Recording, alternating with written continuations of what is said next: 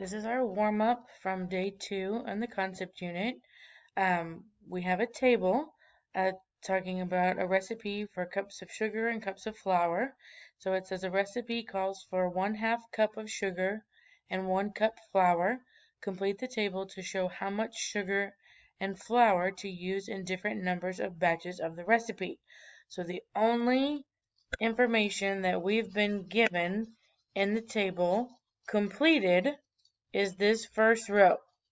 So that is the only information that we have to go off of to determine the pattern for this table. So we have to look and ask ourselves, how do we get from 1/2 to 1 mathematically? And again, if that fraction complicates things for you or you don't like fractions, remember that 1/2 as a decimal is just 0.5. Okay, so that is okay.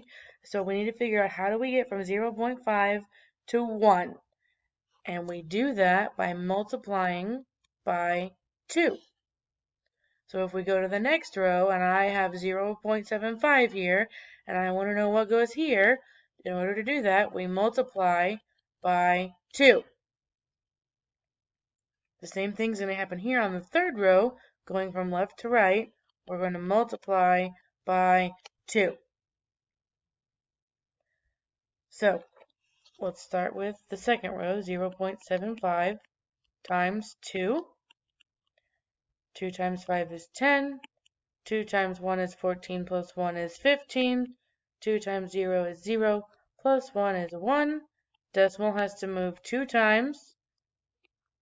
So our final answer for the table for that one is 1.50. Looking down here at the fourth row, 1 times 2, pretty easy, is 2. Okay, but now we have to figure out how to go backwards in our table.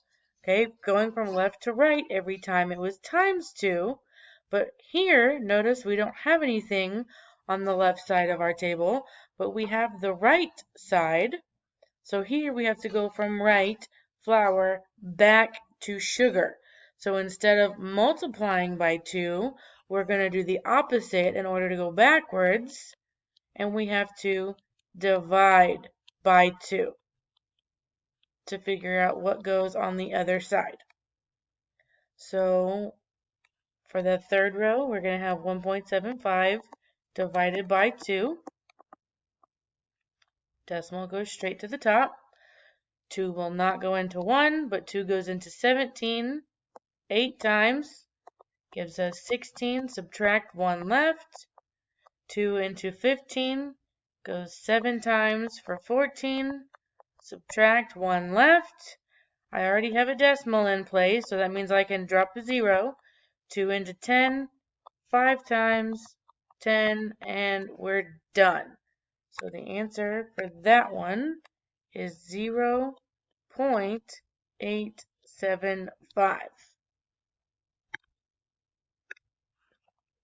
Okay, and then our last one, 2.5, and again we have to divide by 2.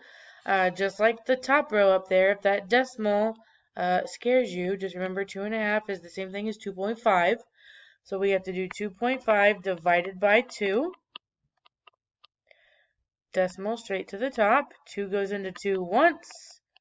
For 2, subtract 0 left. Drop the 5. 2 times 2 gives us 4. Subtract 1 left.